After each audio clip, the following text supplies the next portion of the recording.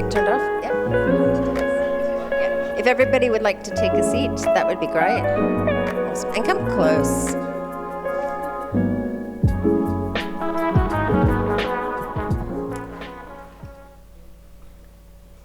Okay, awesome. Yeah, come in closer if you like. Don't yet. Okay, are we ready? Just to let you know, tonight be photographed and videotaped. So, are we ready to go over there? Yeah, thumbs up. Awesome. Tanshi, hello. Welcome everybody, and thank you for coming out tonight for this The Relationship is the Project conversation. For those of you that don't know me, my name is Jen Ray. I'm an artist and a researcher of Canadian, Métis, and Scottish descent from Treaty 6 territory on Turtle Island, otherwise known as Canada. We are one of the 3 recognized Indigenous groups. The Northwest is our mother, and that includes the lands, the skies, and the waters, and all of the creatures in between. Michif is our language. So I said Tanshi, which means hello. I'm stepping in for Jade Lillie tonight. She sends her best wishes, but due to personal circumstances, she couldn't be here. And also, she passes on her best wishes to the panel. I got a text message on the way over. Let's see. So it's an honor to be here tonight on the unceded ancestral lands of the Wurundjeri Wairung people of the Coleman Nation. And on behalf of the panel, Yarra City Arts, Abbotsford Convent, myself, as well as the panel, I'd like to pay my respects to their elders past and present, because it's because of them that we're able to share stories and have ceremonies and share knowledge. And it's because of their deep care and knowledge for these lands since time immemorial. Today, Alex and I drove down almost in the same outfit from the stolen lands of the Yarra people. They only have one clothing shop that sells that kind of clothes. Anyway, but I'd like to pay my respects also to their elders and ancestors, for it's their lands that our children grow and prosper. And I'd also like to extend that to any other Indigenous people who might be here today. Because really, as an Indigenous person, we know that it's our elders and our kin who hold the key to healing country and our ancestral lands, and as well as the world's broken systems, for the sake of our health, the land's health, and the well-being of our future generations. Did my mic just drop? No? Okay, sorry. Okay, all right, sorry. Stand-up comedy lessons, let's see. I also want to recognize that we're gathering here. You know, climate change has always been a colonial crisis.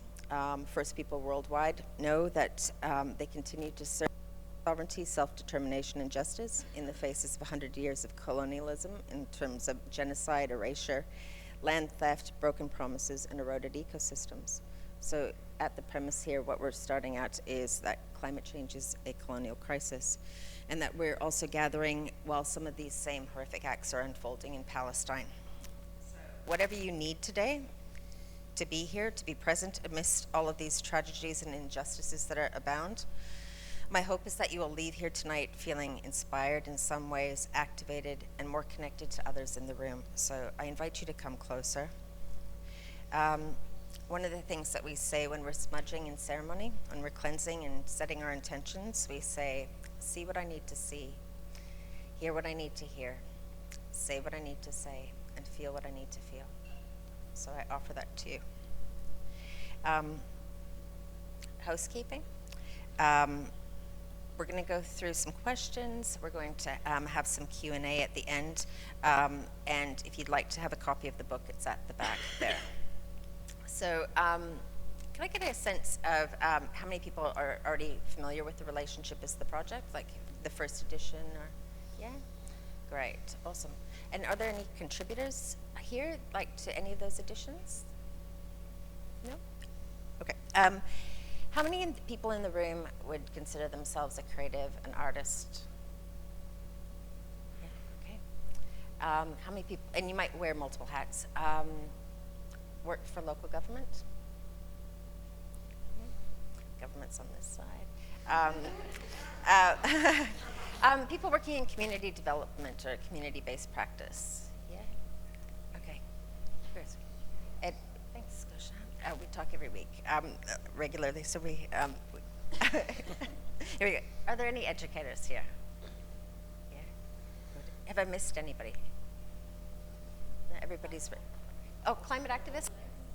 Activists, yeah? Yeah. Does anybody like to fish? Yeah, anybody fish? Yeah, fisher? Yeah, there you go, Claire. There we go. There's a couple of my people. Claire just got back from fishing in New Zealand. So those of you that aren't familiar with the relationship is the project. This is the second edition. One of the beautiful things I love about this book is that it invited, in this expanded edition, the previous authors to recontextualize their work in the current context, and then and also invited some new authors. The book has a lot of great provocations. There's tool sets as well as practical tips for working with community. And so tonight we're going to be focusing on this, on the topic of climate change, disaster risk reduction, resilience, and reworlding, considering the current social, economic, and environmental crisis, cultural crisis that we're in. So I'm honored to be here with these clever, amazing humans that I have the immense privilege of calling friends and colleagues, as well as collaborators. So tonight we have Claire G. Coleman, who co-wrote with me the chapter called Reworlding, Adapting to the Climate Emergency Through Relationality. Alex Kelly, who co-wrote with Karina Nolan the chapter titled Art and Climate Justice. And Scotia Monkivitch, who wrote her chapter titled Creative Practice in Disaster Recovery.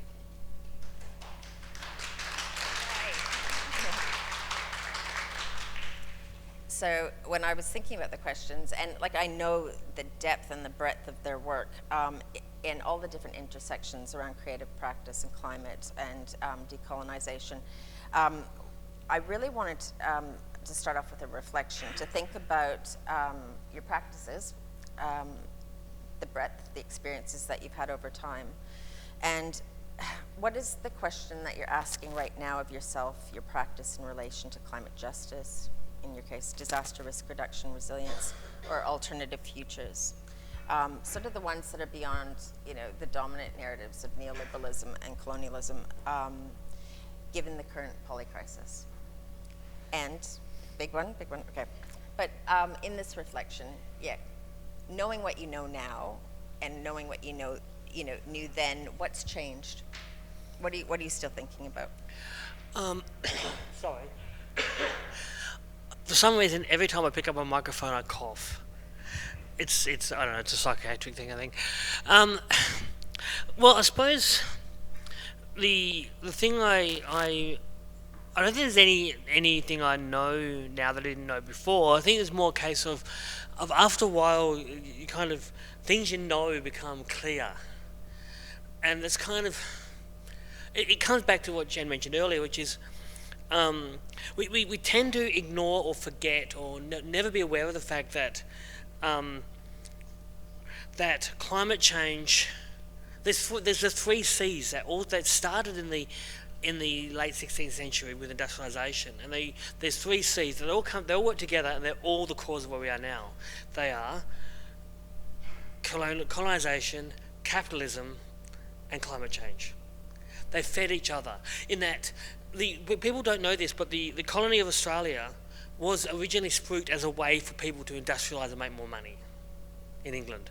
So Australia's colony was an economic colony in the beginning. And so when people talk about economic migrants, like when the colonisers talk about economic migrants, they can seriously fuck off, because they were the first economic migrants. So, and we ignore that. We ignore the fact that if without capitalism, we wouldn't have had colonisation. Without colonisation, we wouldn't have had capitalism. Without both those things, we would never have had climate change. And I think that's something that has been a revelation that's been growing on me over the last 5 years of my creative practice, not just in the books I've been writing, but in working with Jen and the stuff we've done together. I think it's Indigenous knowledge systems are all about finding connections, whereas post-Enlightenment Western systems are all about finding new ways to divide, and like kind of divide and conquer, break up the world into smaller and smaller pieces to try and understand the little bits. Indigenous systems are all about making the circle of connections larger and larger. And the more you do that, the more you realise that everything that goes wrong in our society is connected. And if you can find the right thread, maybe you can pull it and it will also fall apart.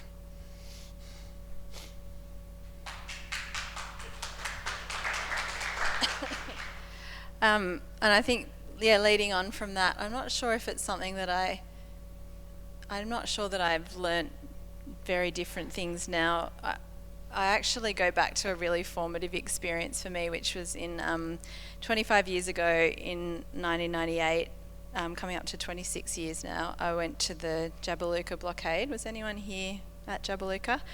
Up the back, awesome. So Jabiluka blockade was on Mirarr country, and after many decades of fighting off a proposed uranium mine, the Mirarr people invited people to come up and blockade their country. And I was 19, I went up in a uni break on a bus with a busload of students, and when I got there, I went to a welcome and I was invited to come and stay on Mirarr country, and I was given a Mirarr passport by Yvonne Margarula and Jackie Katona. And then I was part of a really amazing active, campaign for a couple of weeks. I got arrested, I shaved my head, I came back to Melbourne pretty blown away. But really the experience of being part of a social movement that was making decisions collectively through a network, but which sat under the authority and the oversight of the people whose sovereign country we're on, was absolutely formative for me. And I've always been so grateful that that was my grounding in political organising.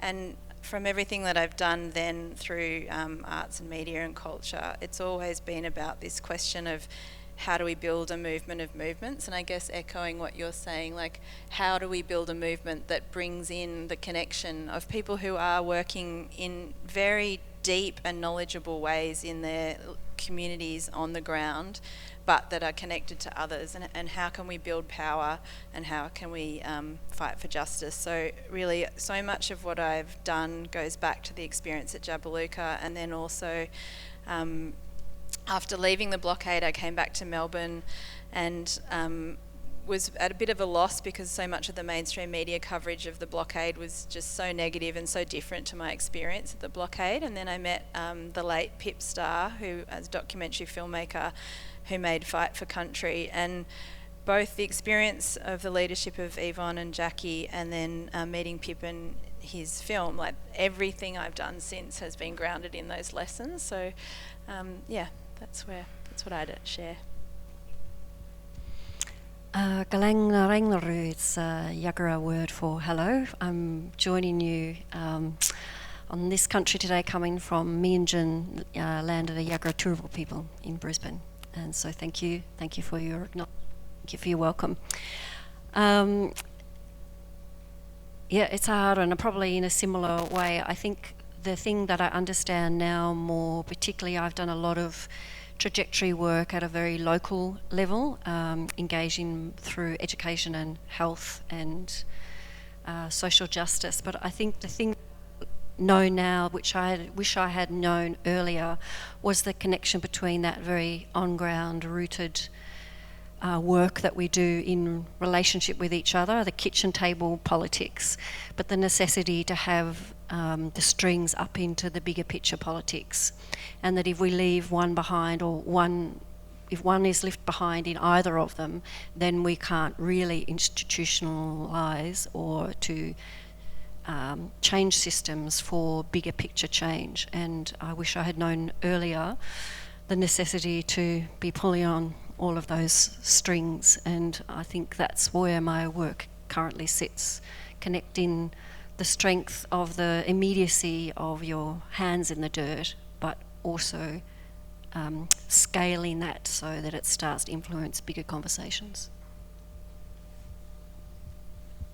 Thank you. I have a question. I'm going to come back, but I'm actually going to take it to Alex for a second, just in terms of contextualizing climate change and climate justice, because we've known for decades about climate change. The warnings are there. The most rigorous research and reports have said that climate change is one of the biggest threats for humanity, and yet here we find ourselves years later, decades later, and the language around climate change is drastically change. So I'd wonder if you can offer a reflection, and also framing what climate justice is in terms of where we are now from where we came. Yeah. I think one of the important things to say from the outset is one of the reasons why we've been so slow to act is because of the deliberate intervention of the fossil fuel companies who squashed the science and repressed knowledge.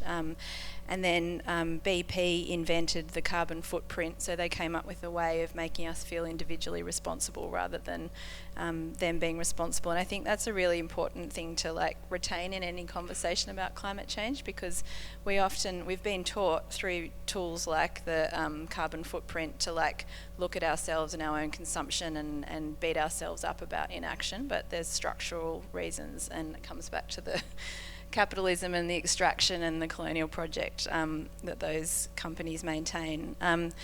But through the same time that Exxon, through the 80s, was squashing the climate science, communities of colour in the US coined the phrase environmental justice, and they were really looking at the way that a lot of polluting projects had the most impact on poor communities, which were often communities of colour, and the term environmental justice started to gain currency. And then through the 90s, that started to get picked up mostly from the global south as a term of the term climate justice. And as with a lot of terms that talk about justice, often they can be used to either talk about injustice, so we might talk about racial justice and disability justice and climate justice, but we're often pointing to injustice, but it can also be used as a frame to point to justice, and that's what Karina and I wrote about in the book, the idea that it can be a way of pointing out that really what both environmental justice and climate justice were saying was that the people who have the least to do with the problem, the least to do with having created it, who benefit the least from the money that comes from the extraction and the burning of fossil fuels, are the ones who are being impacted the most.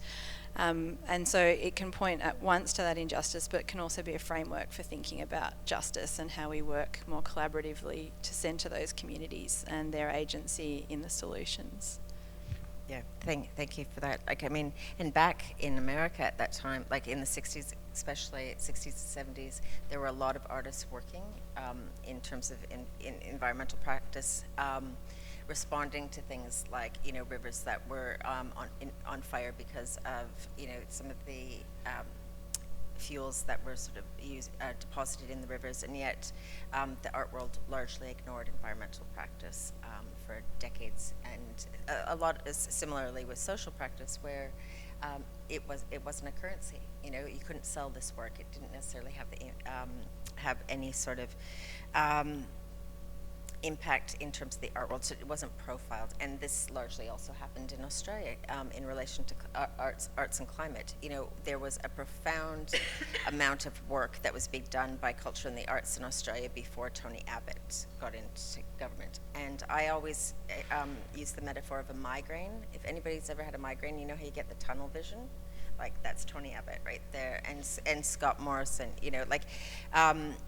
Now more than ever, we need, intersectionality. We need a lot of these voices that are underrepresented, ignored, suppressed in the climate emergency. We know that working with communities that have been impacted by climate change, communities from equity denied groups hold a lot of these answers.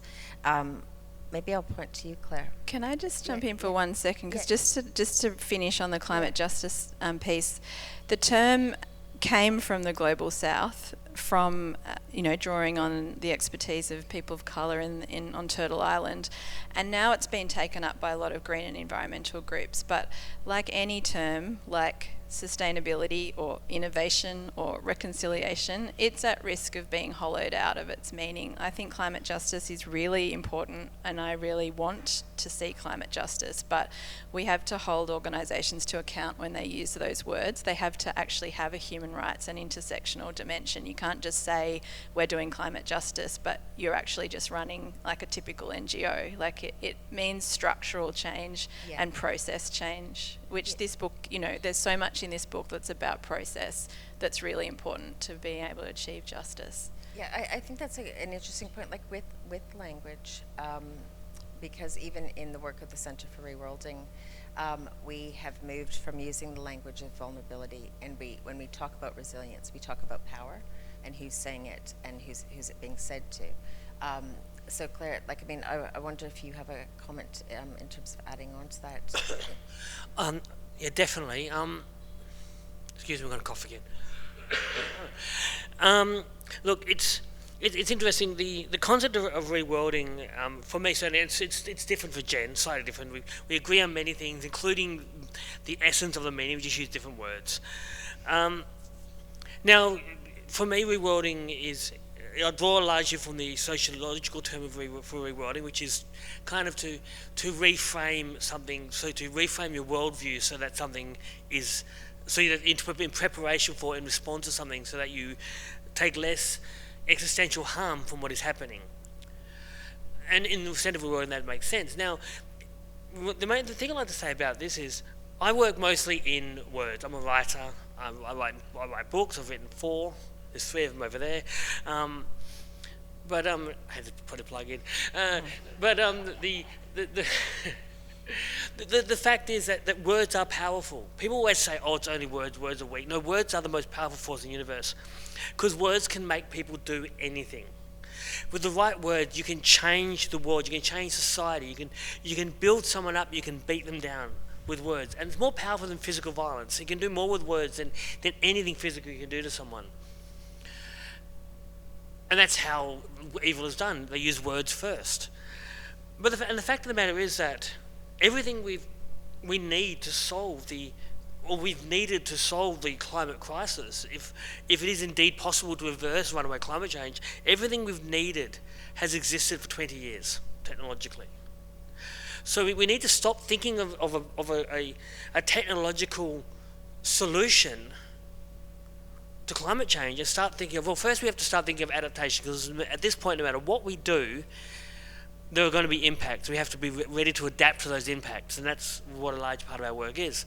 But we also have to think that it's not technology or science or anything else that is stopping climate change work from being done.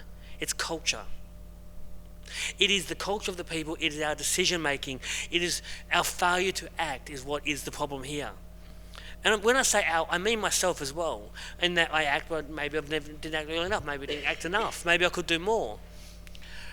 And I think that's the important thing to think of.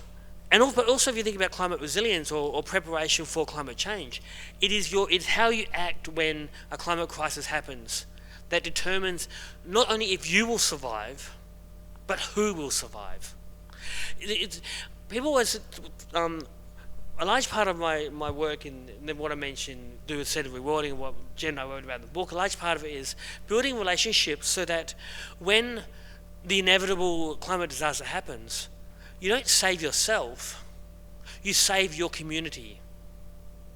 Because, and that's how capitalism has made us think of ourselves as individuals and all powerful, and that all we have to do is save ourselves or our family. But that's not what people are. I don't believe for a second that's who people are.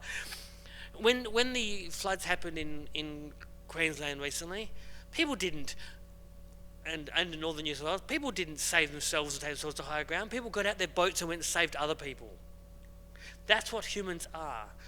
So I think we need to be prepared for that. And the question I always say to people we need to ask ourselves, and this is very important, and Jen and I come back to this all the time, not can I survive this, but how many people can I save?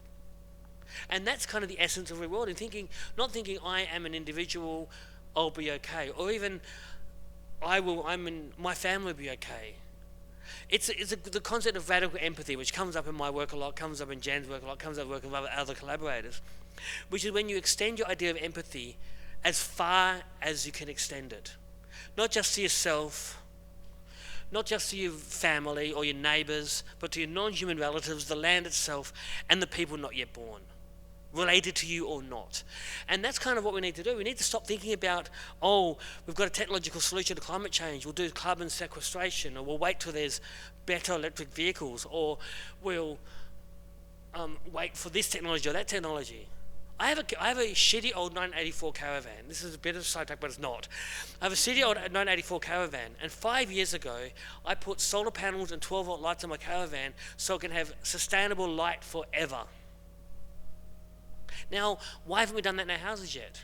12-volt lights as bright as 240-volt lights and use less power. So why haven't we got 12-volt LEDs as every light in every building in Australia? Because they exist already. Because our culture is not willing to change.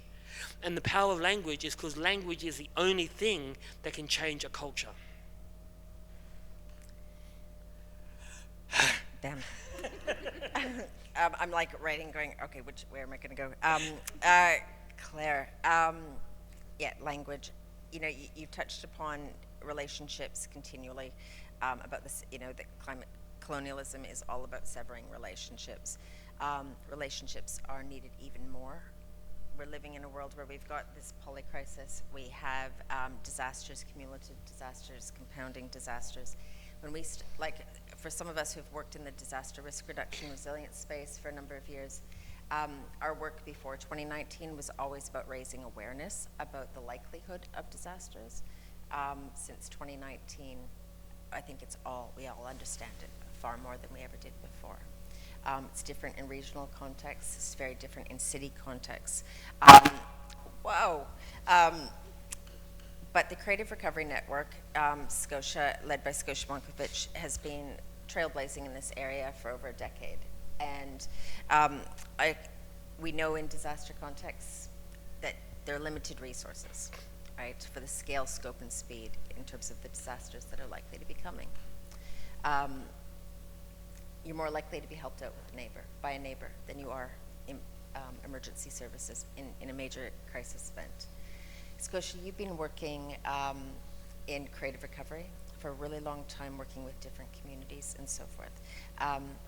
I'd love for you to talk a little bit more about like trauma-informed practice, creative recovery, and sort of what can we expect, what can we think about in terms of preparedness and recovery and response?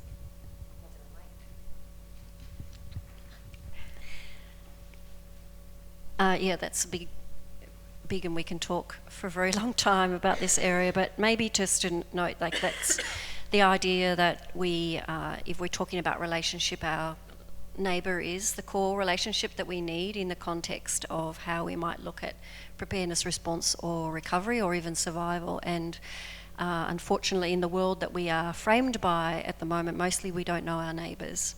And they say statistically that you need to have yourself prepared for minimum 72 hours before you can assume to be able to get support.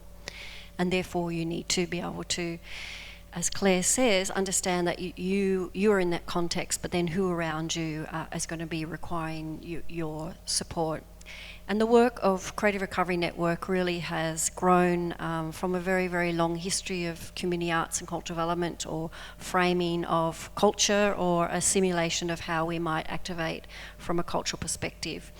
And I think I've kind of moved into this field by circumstance after the 2011 floods in Queensland, but because I see there's a trajectory of understanding the power of culture, or the framing of culture in a way, in a disaster context, where we can find avenues for engagement in a way that we don't in the arts sector, in the local government sector, in the health sector, because it is the disaster context is a leveler for everyone, and we will all be experiencing it in some way at some point in some context. And I think, as you said, COVID was a real framing of that.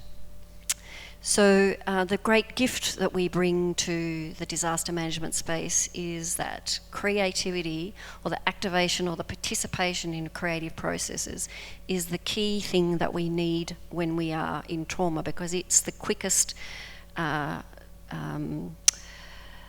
it's the quickest way that we link from our trauma brain, the reptilian brain at the back of our head, into our thinking brain. And we can't move forward with any sense of direction or perception or projection unless we can sit in our front lobe, our functioning brain. And when you're in trauma, you slip straight back into your reptilian brain. So it's that fight, freeze kind of state. So the quickest way we can get out of that into a space where we can move forward is through some sort of creative participation. It's the gift that we have as cultural and the arts practitioners. And so with that as a premise, then it's the desperate thing that we need for future. So how do we start to layer and bring back from our First Nations cultures the sense of it as being central to our purpose as human beings, in the sense of how we relate to each other, in the sense of how we relate to ourselves, and also the sense of how we relate to country. The framework of recovery as a space to start is a kind of interesting one, and often I think there's lots of political conversation around, all this money spent in recovery and we should be preparing. But actually the human spirit thinks it's immortal and doesn't think about danger until they're in it. And so as much as we might speak about preparedness, and I've got a bit of a story. I have a friend who's been a long time worker in the Red Cross, and she did a big change into this sense of trying to educate around preparedness for 4 years or something. And then she went back to an evacuation centre 2 years ago in a flood zone here in Victoria, and she realised that everyone who walked through that door had been part of her education program around preparedness, but none of them had actually prepared. They didn't see it in relationship to the necessity of the practicality of packing your car or putting something in an envelope or putting something in the cloud or whatever. So I've lost my way a bit now. Questions? How do we see a role for culture and the arts? Interesting. I think one of the big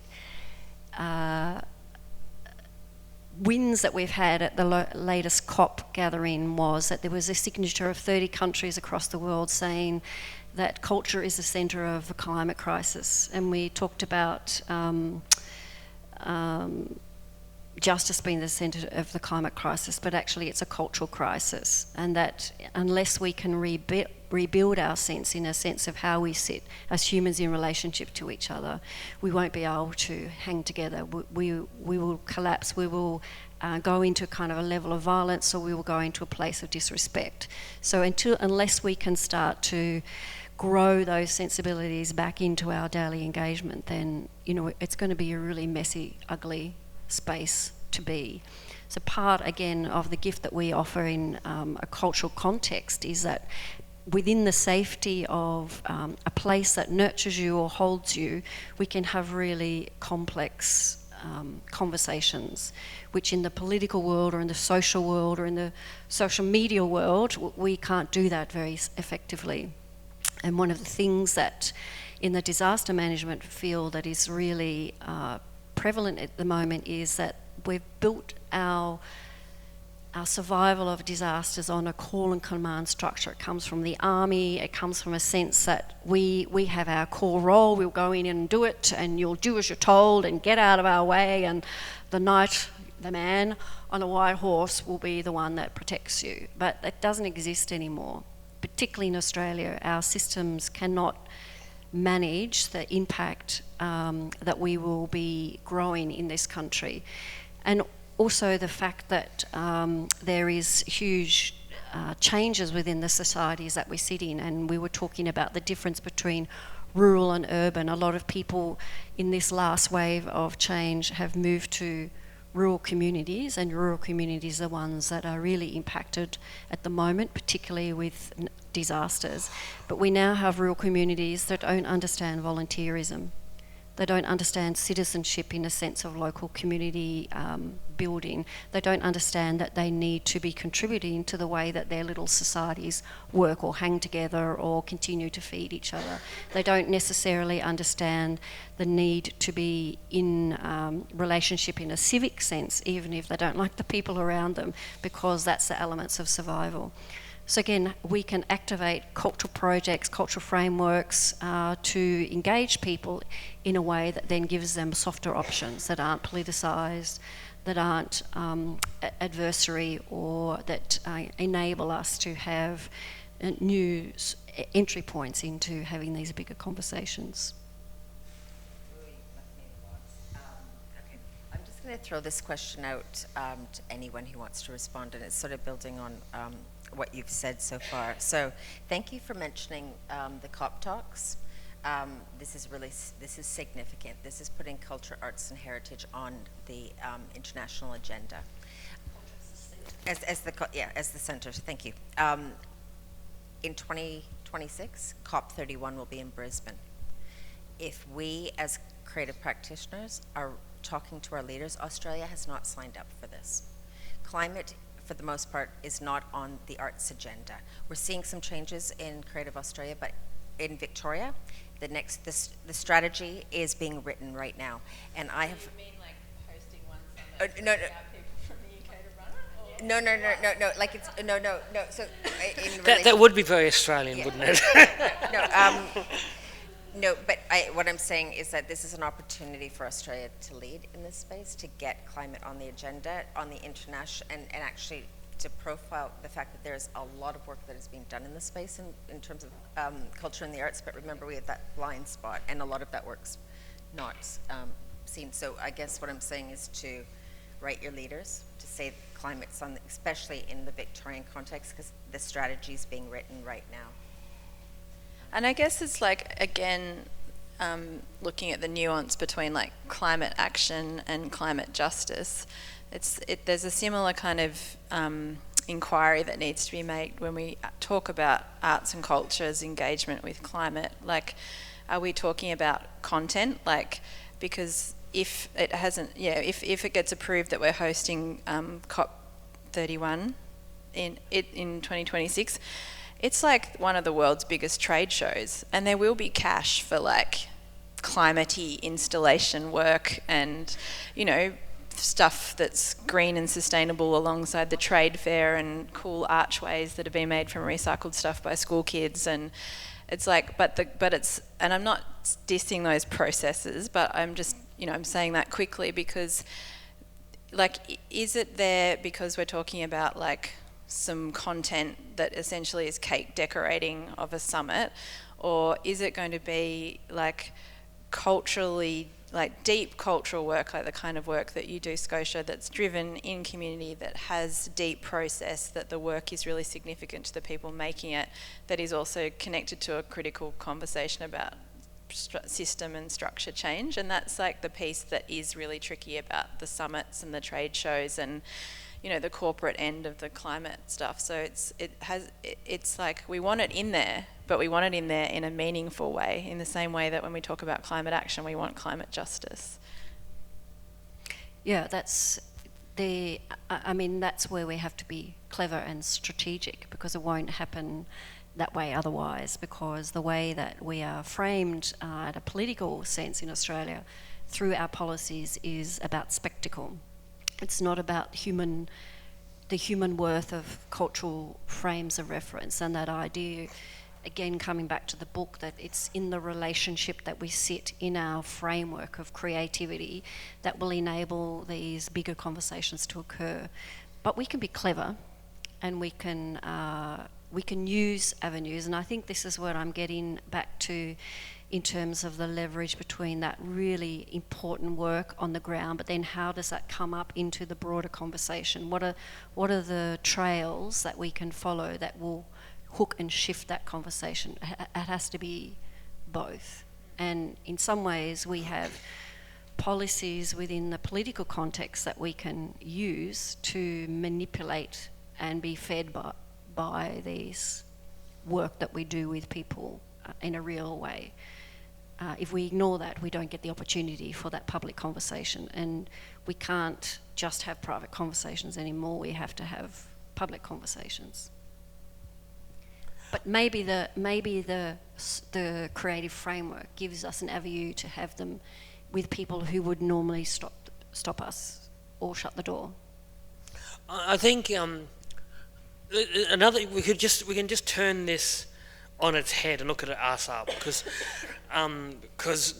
really, if we're going to be sponsoring a bunch of people to fly on fossil fuel burning jets to Australia to have yet another fucking climate talk, which we've been having lots of for 30 years, 40 years, 30 years, who knows? We've been having decades of climate talks and nothing has changed.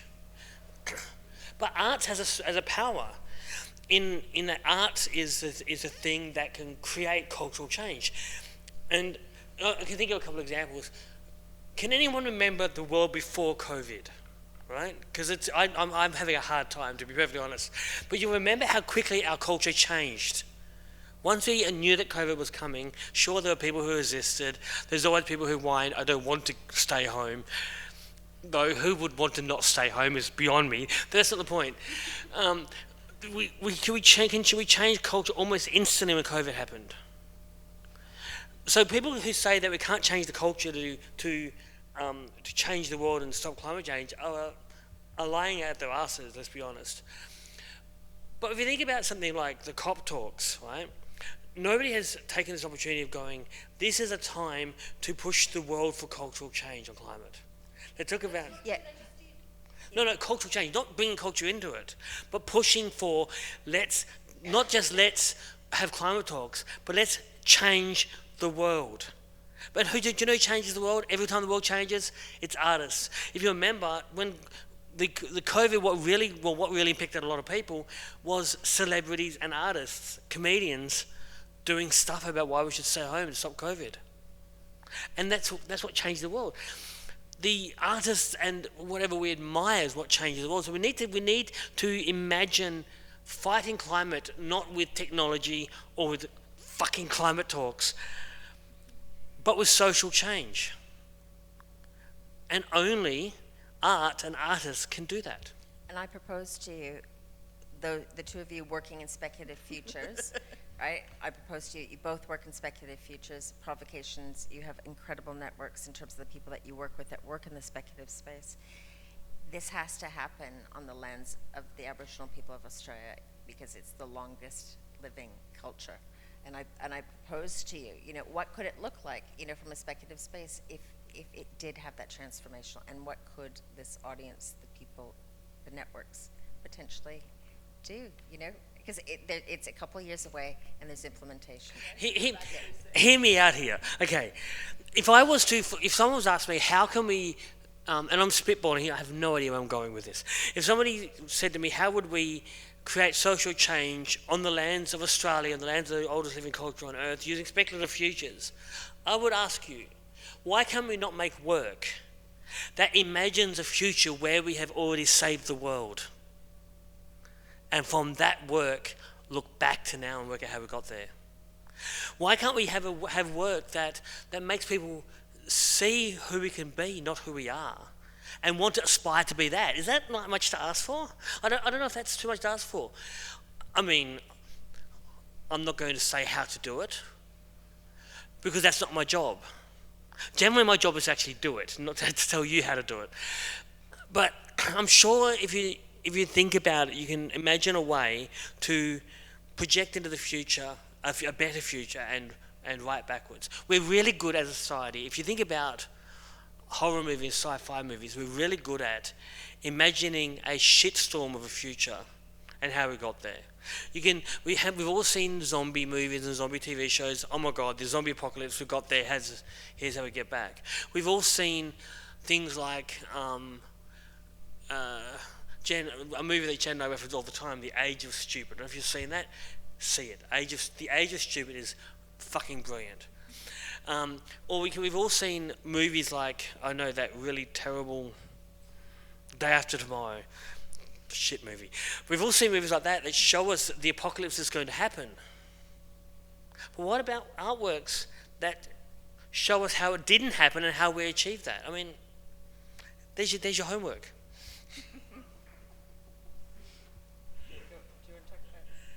Yeah, Claire and also Zena Cumpstons, who's here as well, are both people that we brought into a project that I do with David Pledger called The Things We Did Next, where we actually get people to posit a future in 2029 and then a whole bunch of artists and people to respond. And I think in some ways it links really powerfully to what you're talking about, Scotia, in terms of like reptile brain and front brain. It's like so much of this is about the practice of the imagination and being able to actually imagine other futures. And I've got some friends in France, and they're artists, and they call themselves the Laboratory of the Insurrectionary Imagination.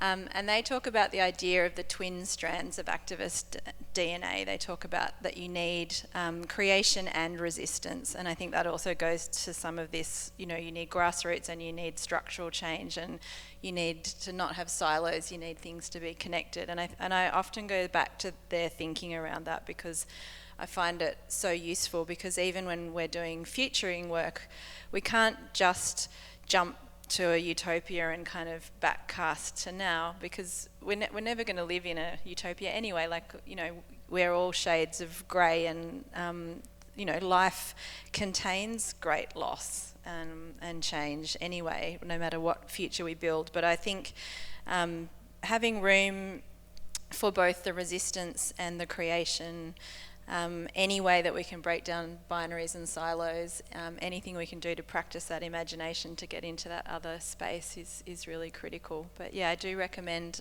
all of the provocations from the Assembly for the Future are on the website, and Claire's is quite powerful, scary, about a race war in Australia, and Zena's is a really powerful annual Eileen Morton Robinson address of the autonomous Blackfellas University in 2029. So they're both beautiful visions of the future. Well, yours isn't so beautiful, but there's some really, they're worth checking out.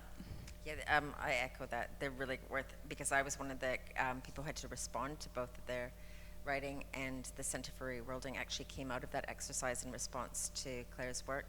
And in Zena Compston's work, I actually tried to figure out how it could happen, and I wrote a piece about how we took down the universities. It's called The Takedown, because I think it's a brilliant framework of thinking in different ways of how we educate and relate. Comes back to, you've talked about hierarchies. You've talked about, Claire, about the different roles that we play. You've talked, Alex, about movements. Alex, you talked in your chapter about learning practice, right? And so if you're thinking not hierarchical, and you're thinking about sort of what we earlier talked about on the deck, a profound reorganizing of things, that was the name of a conference based on Leanne Simpson, her writing, where you have, maybe I'll start, Claire, about the concept of refugium, or that profound reorganizing, maybe leading into talking about movement building, and then where do we go in terms of what is our role in this, Scotia? Well, when Jen and I were working on our, it's a long story. I'm not going to go the whole story, but we're working on. We have we've got 10 minutes for all of us. No, I'm not going to do the whole story. That's a long story. But Jen and I have an award-winning video work of art called Refugium, about survival of the climate apocalypse. But the word refugium we use in that, a refugia or refugium, or the refugee as plural, is a place where a species survives during an apocalypse and returns after, when systems become more favourable. It works, they talk about it for fish having this one deep pool in a river, for example. Let's get to fishing finally. But in the concept of the climate apocalypse, we can imagine this concept of us as individuals, us as a collective, finding somewhere to survive what's coming. But I think also you can kind of broaden the idea to finding a way to survive, not in a necessarily physical way, but finding a way to move on. I can't remember where I was going with this. Yeah, no, like that when the environment is when the environment recovers, is hostile. We turn. It's the hostility of the environment. Yeah. And we're in a hostile environment now. I hate to tell you this, but it's already begun. If you didn't know this, it's begun. You should know this. You live here like I do. But it's we have to work out not just how to, in my opinion, we have to work out not just how our species can return or survive this, Because we might not. David Suzuki was once asked, he was asked, how is it possible that humans can destroy all life on Earth? And he said, oh no, don't get me wrong, we're not going to destroy all life on Earth. We're just going to destroy ourselves. Because we're going to humans evolved in a very narrow climate band. If we get outside the climate band, we don't survive. Life will. Life always survives, but we won't. And that's the kind of important thing, is how do we make sure that we survive? But not only that, how do we ensure that when we survive, we come back with our culture? And that's the important thing. We will come back. There's a chance that some humans will survive.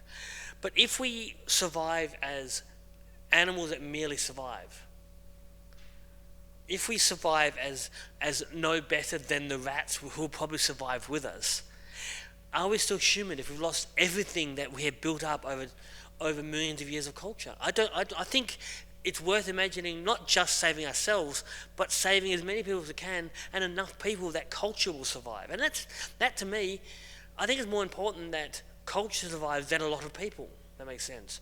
When colonisation tried to wipe out Indigenous people, the culture that survived because mothers who survived passed it on to their children, for the most part. So culture won't survive without people, but people also won't survive without culture. And I've gone off on a tangent, so I hand over to Alex. Yeah, just to add on, because we wrote this piece together about refugee, like the idea with refugee from the biological sense is that when the environment is hostile and the organism faces extinction, it will go back, kind of whether it's in its petri dish or in a cave or anything like that, and it will profoundly reorganize its system because its systems don't work in that environment. And it is only until that external environment is less hostile that it is able to re-enter.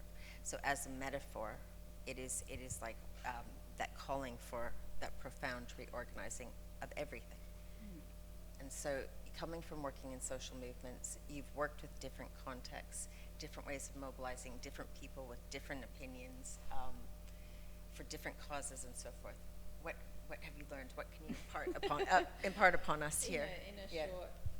Yeah, I mean, I wrote down transform all of our systems, and there's kind of an urgency trap that happens, and it's increasing as more and more people become aware of like the potential of collapse and the urgency of the climate crisis. And that's sometimes when people do chuck out intersectionality and, chuck out human rights, because they're like, let's just fix this thing and then we can talk about this other thing, which is the kind of techno fix piece. But it's also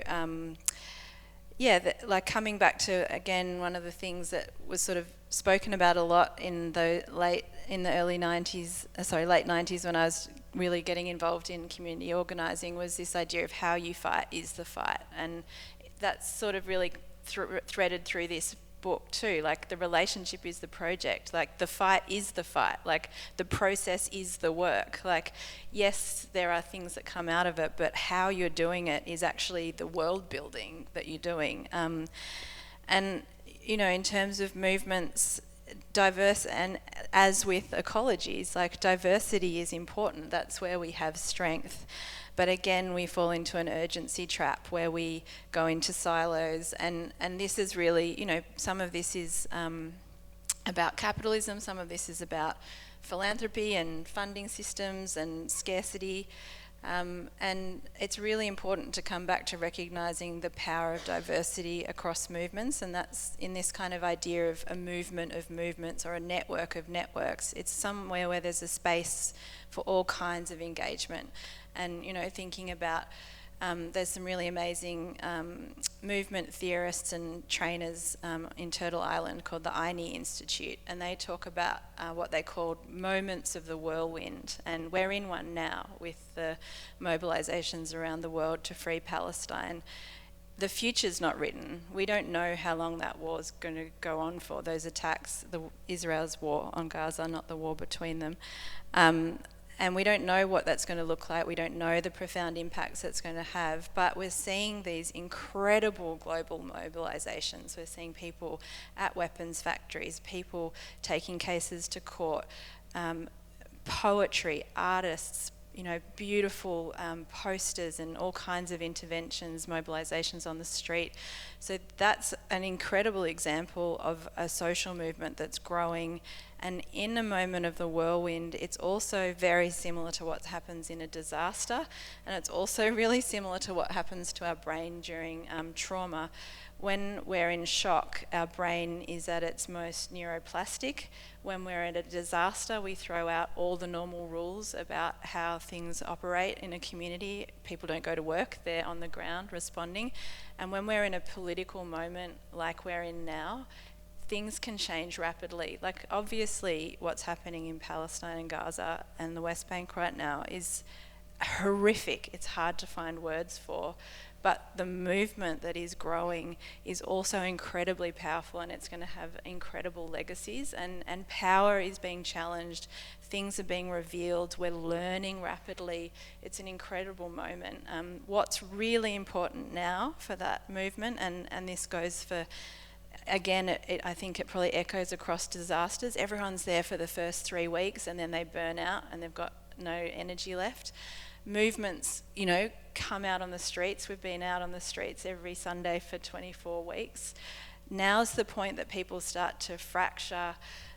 They get tired. People start to say, oh, what you're doing's not as good as what I'm doing. The court's better than the mobilisations. That's better than this. But this is when we really need to go back to the diversity piece and really hold on to each other and keep our movements threaded together. And I think there's incredible parallels between disaster responses and social movements. Like, it's the relational piece. Like, you're tired, you're devastated by what you're seeing, you want urgent change, and it's very easy to turn on your neighbour, but that's when you really have to hold on to each other.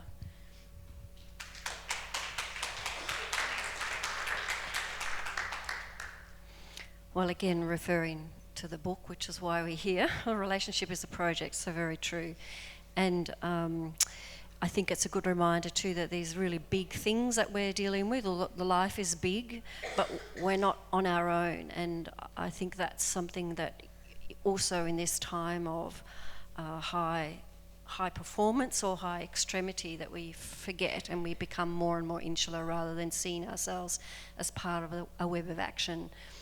And, that's a really true thing for disasters, and I think in social movements, I'm very aware of that as well. So in terms of how we move forward and how we think we can move forward is to see ourselves in relationship with others and to find the connectors and to take the steps to be sure that you're part of something that is not just about yourself.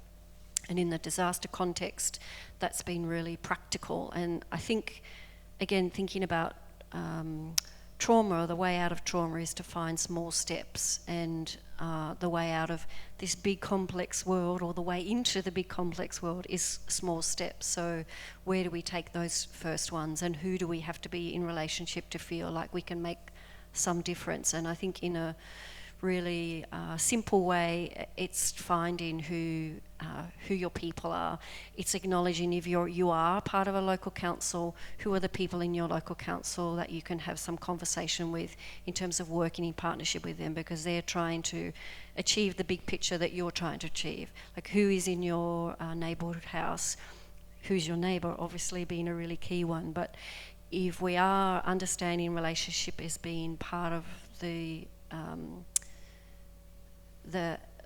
answers or the solutions for change, then what does that really mean in a practical sense? Who are we in relationship with, and who do we need to make friends with in order to feel like we can contribute? And in the disaster context, it's very complex. There's a lot of players, there's a lot of structure, there's a lot of people trying to come in because there's money, and there's all sorts of complexities within that.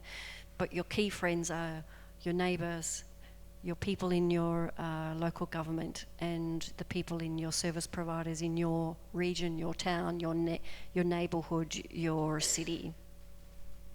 I think we're going to talk about slow steps. What was the things like? It's our last question. Is how do you do slow work? Yeah. In urgent times. How do you do slow work in urgent time? Is to stop and have the cup of tea. Always the cup of tea. With those friends that you need to make. Yeah, I'll pass it. So how do we do slow work in urgent times without doing harm?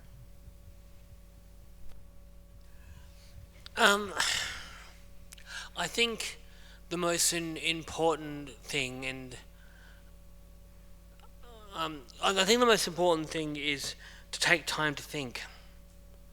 If you don't think what your next step should be, if you move, literally if you move too fast, you make mistakes. If you take time to think, you don't move too fast.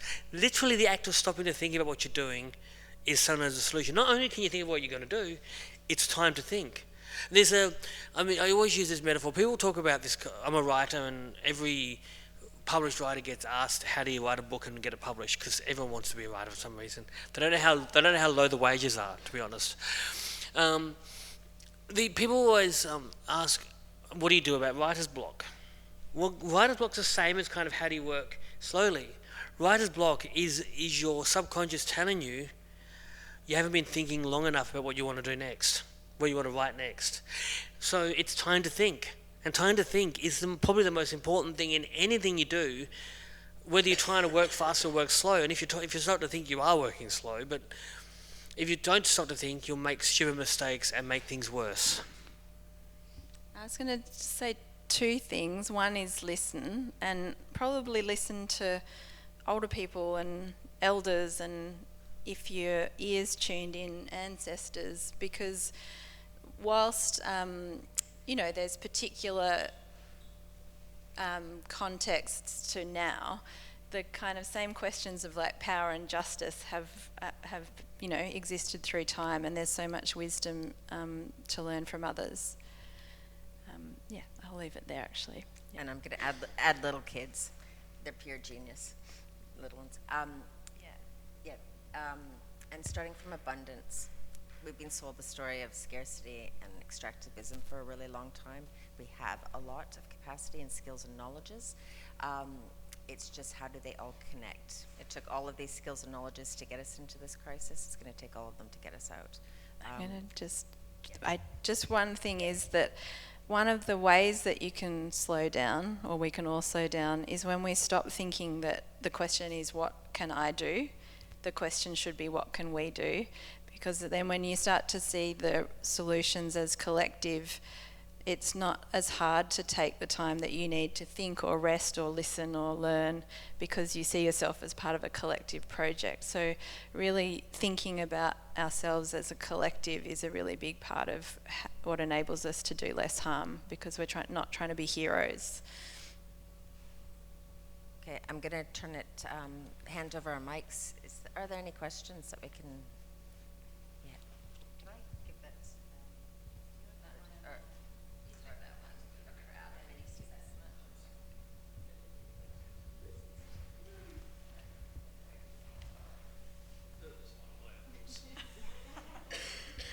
Thank you. This will teach me to sit at the back and try and be inconspicuous. Okay, so you mentioned very coherently the 3 C's that have driven a lot of what we see, and I kind of can't but think that you're missing 2 other C's.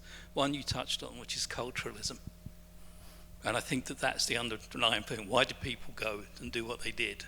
And the other one, and it could be an R, is religion, Christianity, and the flow that you see there. And if one takes that into an overarching, I come from a STEM background, I'll admit that first, I'm a technologist. But if you look at that in terms holistically, there's a meta structure here, which is saying that if we want to survive, it's not just survival of the species, it's survival of the ecosystem in which that species can exist. And I think that when we make these discussions, certainly the COP that I was involved in, because my MP was the head of the COP for the UK, they completely missed the point. It was all good about nationality saying, yeah, we're going to do this, we're going to cut our coal mining down. And then the coal lobby in the US made sure they didn't, and I suspect I see the same over here.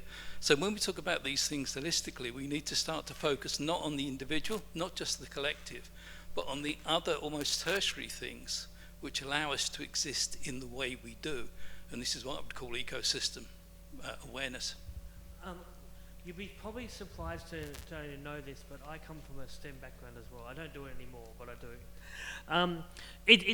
Look, there's a couple of issues here. One is I can't remember where it was published, but I wrote an essay once on the difference between the Judeo-Christian idea of land and the indigenous idea of land.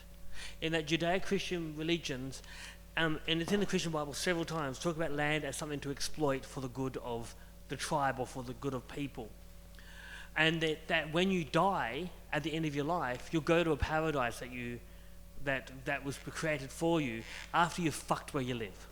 Which is like saying, when I die, I'm going to leave the dishes in the sink and fuck off where someone else does the dishes. That's kind of a way to look at it. Now, Indigenous people, and particularly Indigenous Australian people, for the most part, have variations of the idea that when we die, we return to our ancestral homeland to live there in spirit. So if we fuck our environment, we're destroying our own heaven. Now that's a very different kind of concept. And when you talk about this idea of we need to keep the whole ecosystem alive, the whole ecosystem view is the indigenous view of land. We believe that, for example, that we will die if the kangaroos all die. But the kangaroos will all die if there's no habitat for kangaroos. That's just one example. You spread that to every species on this continent. Some indigenous person on this continent believes, of any species you can think of, including, as it happens, the housefly, that if that species dies, they will die in spirit.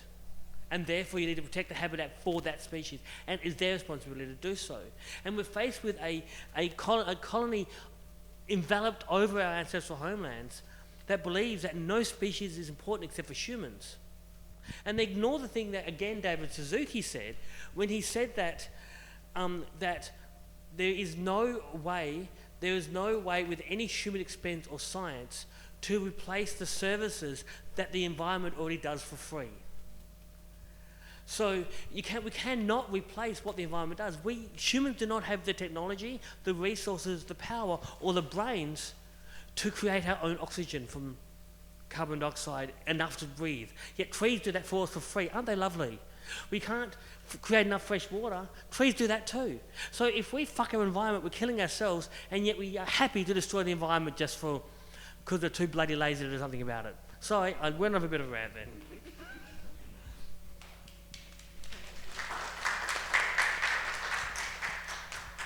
Hi everyone, thank you for tonight. My name's Rouge. So we're in this kind of moment of momentum around Palestine, and we're kind of at that brink, as you described, Alex, where people are really frayed at the edges, and the conflicts are kind of, coming to the fore, and there's some of us who are very much like trying to maintain relationships and keep people together, and also emphasize the intersectionality, but also the interrelatedness of this moment, and however we act now will also lead us and determine how we act in the future. And then that notion that you all have spoken about building trust in the relationship and having a cuppa. How do you, in your experience, how do you counteract kind of a machismo, patriarchal appropriation of a social justice objective, but then embodied in a really individualistic, harmful way, where you kind of fetishize clashes, violence, intersecting with the violent state that we're very familiar with, particularly, if you're deeply marginalized and multiply marginalized and disproportionately targeted by police. How do you kind of counteract that while still maintaining that relationship? I feel like feminists have really grappled with this question, but yeah, keen to hear your experiences, or if there's anything that kind of brings to the fore when I describe that dynamic. I don't want to be the next to speak again, but I'll just say something really quickly. If we had the solution for that one, we wouldn't be here right now. I feel like you might have something to offer the room on that, Rouge. I think part of it is also is the compassion to recognise that, like, the simplicity of being able to go to a site and respond to it physically with your body gives a sense of agency that we have to like recognise and value. But again, I think it really just does come back to that diversity piece where the strength, the risk, the sacrifice that people who are on that real direct action frontline are taking, if that was more honoured across the movement, then I think people who are in that position would equally be able to honour the strategies that other people take. So I think that perhaps it's about not starting with the critique of it, but starting with the recognition of like the desire for like immediate responses and the physicality of it, and recognizing like where that desire comes from and valuing it. And I think that really makes me think about like again in a kind of any kind of movement moment or a moment like this that we're in, like one of the things I found very scary about being an artist in the last 6 months, you know, built on top of already precarious funding, huge cutbacks to grants, has been like, where are the institutions? Like I haven't felt like the arts industry has had the back of artists, and like what we've just seen happen at the Sydney Theatre Company, at the State Library of Victoria, it's like other organisations are going, oh, watch what's happening over there, let's make sure that we don't get any of that on us, instead of standing up for the artists. I think Louise Adler is the only person I've heard make a public statement supporting artists. And so I think in the same way, it's like the people who are on the front lines, if people have got their back, they're going to be more willing to listen to more complex ideas about other ways of responding. But I mean, I haven't done a lot of direct action in the last 6 months. I've been to a couple of weapons blockades, and you know, they're intense spaces, but I do have immense gratitude for the people that are putting their bodies on the line in that way. But yeah, it's a really tricky time now about how we sustain ourselves, and we need institutions, we need organisations, people in organisations on wages, organisations with platforms to be like making statements, making space, sharing resources and supporting us. It's a really, really important time for people to reach out, and it's never too late. Like if people, and it's not just about Palestine, it could be in a disaster relief scenario, like if the mayor never did anything about the bushfire relief and never went down to the support centre, like they can still go down 6 months later and be like, hey, sorry I wasn't here, but I'm here now. Like it's never too late to turn up. So I really hope we see some more institutional support for movements. I just want to add an anecdote. This is kind of half related to what Alice just said. During the 2020 bushfires,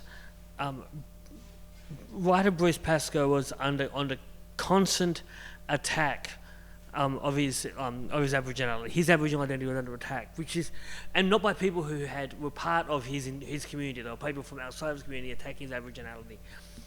And at one point, people said, Bruce Pascoe hasn't made a statement about this for a long time. He's hiding from us. And I was the person who responded to social media saying, no, he's fucking not. He's fighting a bushfire in Malakuta, you dickheads. Because Bruce Pascoe's he's a 80-something-year-old man, and he's part of the CFA. And he rocked up, and in the meantime, our government were useless, and he rocked up to fight bushfires on his ancestral country. He wasn't actually holding a hose. Scott Morrison doesn't hold a hose, neither does Bruce Pascoe. But what he was doing was chainsawing fallen trees off the road so the CFA trucks could get through. And I think the kind of the soft power of the compassion, empathy, love, and support of artists and people who aren't strong hose-holding men is as important, but sometimes isn't seen as important.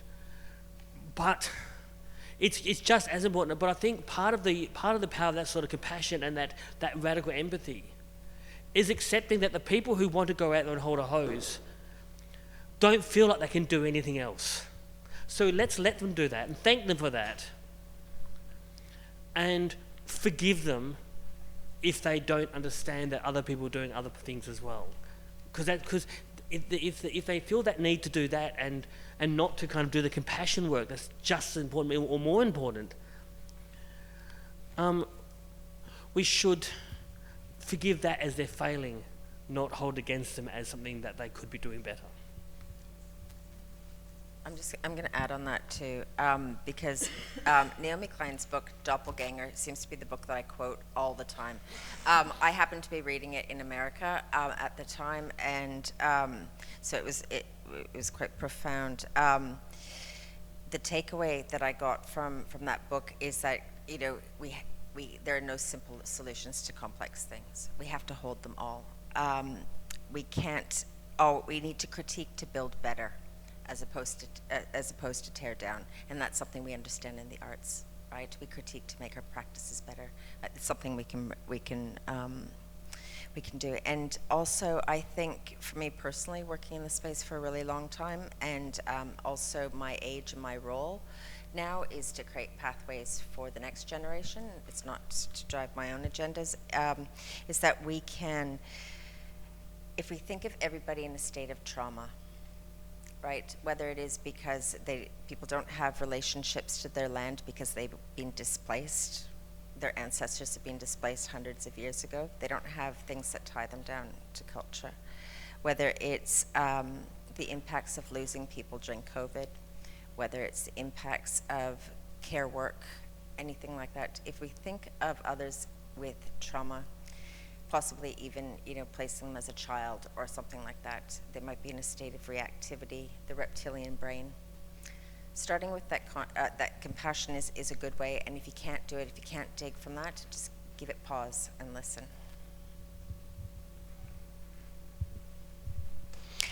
I think one of the lessons I learned from working in the disaster space, and your provocation is about life, isn't it? Like, how do we live a good life?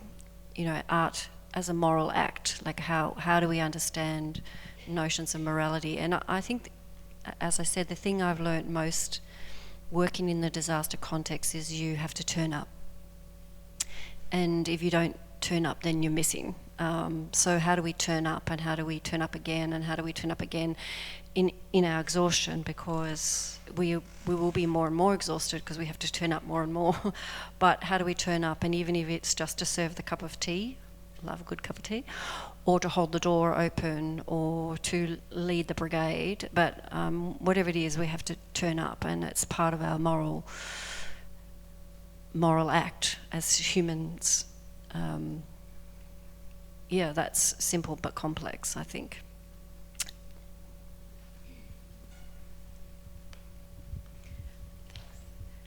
I've got a question about preparedness, and how do we prepare our communities to be more resilient? And so you mentioned an anecdote around preparedness, and that colleague from the Red Cross, and how even though those people had gone through the preparedness training, when the disasters hit, they were unprepared.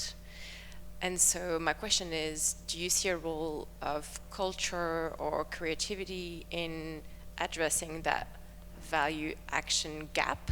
Because I think many big people are aware of disasters coming. Even people who work in a disaster resilience space are very much aware of the risks, but yet if you were assessing how many of them have an emergency plan, you would find that only 20% of them do.